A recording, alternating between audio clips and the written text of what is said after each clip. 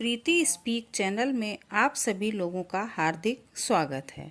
साथियों, आज हम विज्ञान भारती भाग 2 यानी कक्षा 7 की अभ्यास कार्य पुस्तिका का इकाई 1 मानव विज्ञान एवं प्रौद्योगिकी के बारे में बात करेंगे। इसके लेसन को डिस्कस करेंगे। तो देखिए, क्वेश्चन नंबर 1, आपने दैनिक जीवन में प्रयोग होने वाली वस्तुओं के नाम लिखिए। मतलब जो अपने दैनिक जीवन में वस्तुएं प्रयोग होती हैं उनके नाम लिखने हैं। तो बहुत सारी चीज़ें हैं, जैसे बाल्टी है, मग है, साइकिल है, मोबाइल है, मेज, कुर्सी, घड़ी, किताब, पेन, चम्मच आदि। ठीक है। दूसरा क्वेश्चन देखिए, निम्नलिखित चित्रों को देखकर यातायात के प्राचीन संसाधनों पर ओल्ड तथा नवीन संसाधनों पर न्यू लिखिए। मतलब कौन से संसाधन ऐसे थे यातायात के जो पहले चलते थे और कौन से अब नए चल रहे हैं, उन पे न्यू और ओल्ड लिखना है। तो देखिए बच्चों, सबसे पहले बना है एरोप्लेन, हवाई जहाज, तो ये इस पे लिखना है न्यू। फिर है कार, उस पर भी न्यू। बैलगाड़ी ओल्ड है। मोटरसाइकिल न्यू है। साइकिल ओल्ड है। और नाव देखिए ये भी ओल्ड है। इसके बाद क्वेश्चन नंबर 3, पहले जब टेलीफोन मोबाइल नहीं थे, लोग एक दूसरे का हाल जानने या संदेश पहुंचाने के लिए क्या उपाय करते थे? तो बच्चों, जब पहले टेलीफोन मोबाइल नहीं थे तो लोग एक दूसरे का हाल जानने हेतु पत्र, जिसको चिट्ठी कहते हैं, पत्र या संदेशवाहक या टेलीग्राम या कबूतर, वो कबूतर जो है वो प्रशिक्षित होते थे, उनसे संदेश भेजे जाते थे। क्वेश्चन नंबर 4 देखिए, निम्नलिखित कृषि संसाधनों में से प्राचीन एवं नवीन संसाधनों की अलग अलग सूची बनाइए। दिए हुए हैं हार्वेस्टर, ढेकुली, रहट, थ्रेसर, ट्रैक्टर, बैलगाड़ी, बैल हल, ट्यूबवेल। एक साइड दिया है प्राचीन कृषि संसाधन और दूसरी साइड नवीन लिखने हैं। तो प्राचीन में आ जाएगा हल, बैल, ढेकुली, रहट, और नवीन संसाधनों में हमारा ट्रैक्टर, थ्रेसर, कंबाइन और हार्वेस्टर। इसके बाद क्वेश्चन नंबर 5, पहले बीमार होने पर लोग घरेलू उपचार करते थे, वर्तमान में विज्ञान ने हमें उपचार हेतु क्या क्या सुविधाएं दी हैं? तो बच्चों, वर्तमान में हम लोग चिकित्सा केंद्रों पर जाते हैं और डॉक्टर द्वारा इलाज कराने लगे हैं। विज्ञान द्वारा हमें जांच की अनेक सुविधाएं, आधुनिक मशीनें जैसे एक्सरे, इंडोस्कोपी, स्कैनर एवं टेली चिकित्सा की सुविधा दी गई है। बच्चों, अगला क्वेश्चन देखिए, विभिन्न क्षेत्रों में विज्ञान की देन को लिखिए। यानी कि जैसे ये इधर साइड दिया हुआ है, कृषि, यातायात, चिकित्सा, मनोरंजन, शिक्षा, अंतरिक्ष, रक्षा, ईंधन और संचार, यानी कि इन क्षेत्रों में विज्ञान की क्या देन है। तो बच्चों, सबसे पहले देखिए कृषि। विज्ञान की देन ट्रैक्टर, थ्रेसर, ट्यूबवेल एवं विभिन्न यंत्र। यातायात में कार है, बस है, वायुयान है, ये सब चीज़ें विज्ञान की देन हैं। इसके बाद चिकित्सा, इसमें एक्सरे, सीटी स्कैन, इंडोस्कोपी आदि। अब मनोरंजन के क्षेत्र में विज्ञान की क्या देन है? सिनेमा है, वीडियो गेम है, यूट्यूब है, इस तरीके की बहुत सारी चीज़ें हैं। शिक्षा के क्षेत्र में सबसे ज़्यादा अच्छा तो इंटरनेट है। इंटरनेट पे क्या है, हम लोग जो चाहे वो पढ़ाई कर सकते हैं, दूर बैठ के पढ़ाई हो सकती है। ई पाठशाला है, एडुसेट जो है वो भी शिक्षा के क्षेत्र में सुधार के लिए बनाया गया है। इसके बाद है अंतरिक्ष। अंतरिक्ष में रडार है, चंद्रयान है, मंगलयान है। रक्षा के क्षेत्र में परमाणु बम, मिसाइल, लड़ाकू विमान आदि। ईंधन में गैस चूल्हा है, सोलर कुकर है, एलपीजी गैस है, बहुत सारी चीज़ें हैं जो हमारे ईंधन के क्षेत्र में हैं। अब संचार के क्षेत्र में देखिए, इंटरनेट है, मोबाइल है, ईमेल है। अब अगला देखिए क्वेश्चन नंबर 7 यानी 7, निम्नलिखित चित्रों को देखकर विज्ञान और प्रौद्योगिकी के द्वारा यातायात संसाधन में हुए विकास का क्रमबद्ध अंकन कीजिए।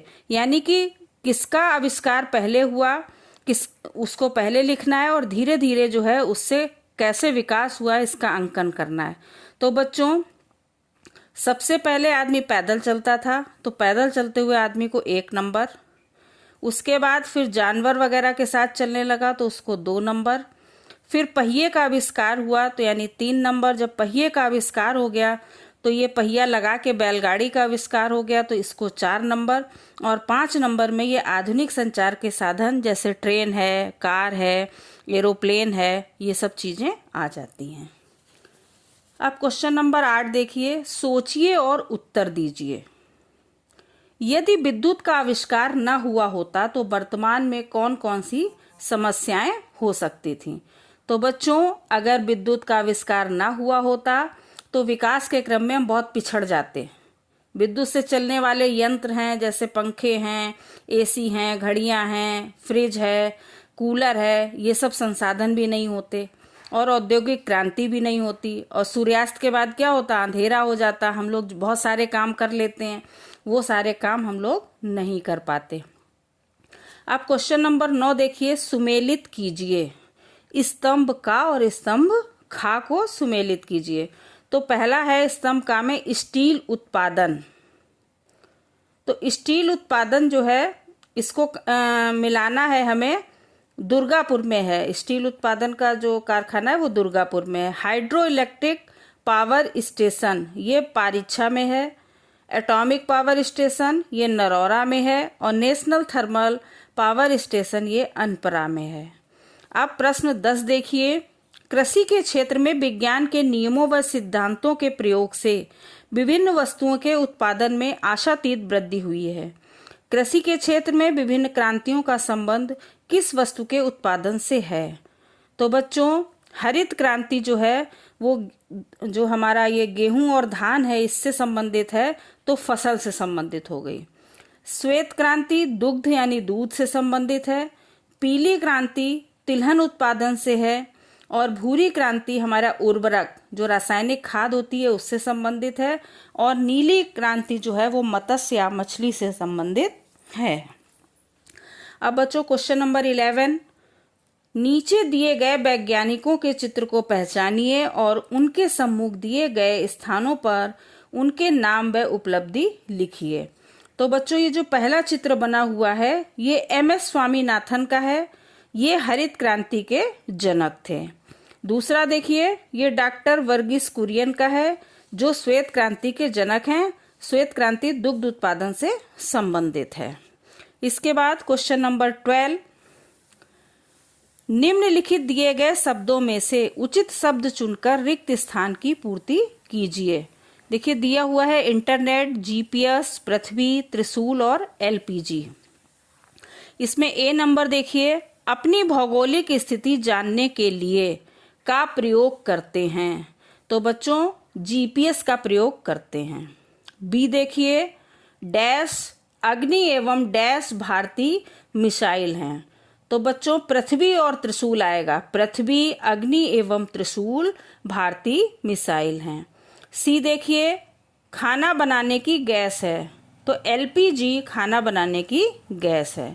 D देखिए, टेलीफोन लाइन से जुड़ा नेटवर्क कहलाता है इंटरनेट। अब क्वेश्चन नंबर 13, विज्ञान और प्रौद्योगिकी के विकास के कारण मनुष्य को लाभ ही नहीं मिला बल्कि इसके अनेक प्रकार की हानियां भी हुई हैं। नीचे दिए गए चित्रों को देखकर उन हानियों को पहचान कर उसके कारण लिखिए। अब देखिए, सबसे पहले चित्र में क्या दिखाया जा रहा है, धुआं निकल रहा है चिमनियों से। दूसरे में खेत में फसल पराली जलाई जा रही है, उसका धुआं निकल रहा है। और तीसरे में क्या है, गाड़ियों का धुआं जो है वो निकल रहा है। तो सभी चित्रों में धुआं निकलता दिखाई दे रहा है। चिमनियों, पराली जलाने एवं गाड़ी से, इन सभी से वायु प्रदूषण होता है, जिसके द्वारा दमा, अस्थमा और त्वचा संबंधी रोग हो जाते हैं। क्वेश्चन नंबर 14, 14 नंबर देखिए, यदि वर्तमान में ईंधन के रूप में LPG और CNG का प्रयोग न होता तो पर्यावरण पर पड़ने वाले नकारात्मक प्रभावों को लिखिए। तो बच्चों LPG लिक्विफाइड पेट्रोलियम गैस जो हमारे गैस सिलेंडर में भरी होती है जिसमें हम लोग खाना बनाते हैं, और CNG कंप्रेस्ड नेचुरल गैस, अगर इनका प्रयोग नहीं होता तो हम लोग लकड़ी, उपले, कोयला इन सब का प्रयोग कर रहे होते, चूल्हा जला रहे होते। तो फिर क्या होता है, इनसे निकलने वाले धुएं से हमारा वातावरण प्रदूषित हो जाता। जिसका हमारे स्वास्थ्य पर नकारात्मक प्रभाव पड़ता और हम लोग विभिन्न बीमारियों से ग्रसित हो जाते। अब क्वेश्चन नंबर 15 देखिए, 15 नंबर। विज्ञान और प्रौद्योगिकी के विकास से लाभ ही नहीं बल्कि हानियां भी हुई हैं।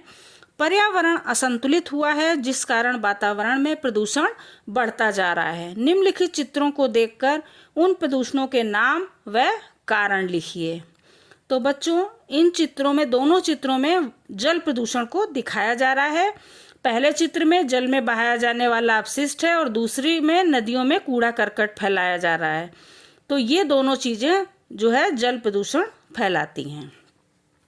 अब क्वेश्चन नंबर 16, मृदा प्रदूषण क्या है, इसके कारण लिखिए और मृदा प्रदूषण के 2 अन्य प्रकार भी लिखिए। तो बच्चों, जैसा कि नाम से लग रहा है, मृदा प्रदूषण यानी भूमि के भौतिक, रासायनिक या जैविक गुणों में ऐसा कोई भी अवांछनित परिवर्तन जिससे मृदा की उर्वरा शक्ति में कोई कमी आ जाए, उसे मृदा प्रदूषण कहते हैं। इनका कारण क्या है? अत्यधिक रासायनिक खाद का प्रयोग है, औद्योगिक कचरों को मृदा पर डालना है, घरेलू अपशिष्ट को मृदा पर डालना, और 4th नंबर है वनों की अंधाधुंध कटाई। प्रदूषण के अन्य प्रकार वायु प्रदूषण है, ध्वनि प्रदूषण है, जल प्रदूषण है। ये सब जो है प्रदूषण के अन्य प्रकार हैं। तो बच्चों, इस पार्ट में बस इतना ही। Thank you for watching.